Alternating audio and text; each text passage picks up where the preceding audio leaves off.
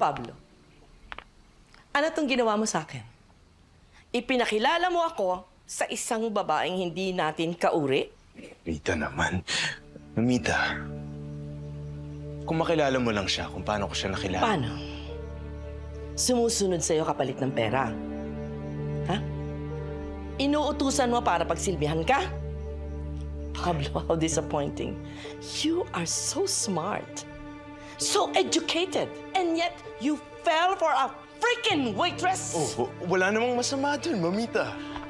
Gusto ko siya. And that's enough reason para i-pursue ko siya. Because I don't need a rich wife, Mamita. Mayaman na ako. Diba?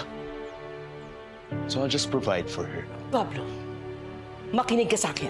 Hindi ka magseseryoso sa isang babae na gagamitin mo lang at pagsasawaan. Kilala ko na mga ganyan. Paiibigin ka. Pagkatapos, nanakawin lahat ng pwedeng nakawin sa'yo. In short, a gold digger! Ayan. Wala ka ng ibang bukang bibig, kundi laging pera. Kaya hindi ka na naging masaya sa buhay mo eh. Dahil lagi mong inuuna ang pera!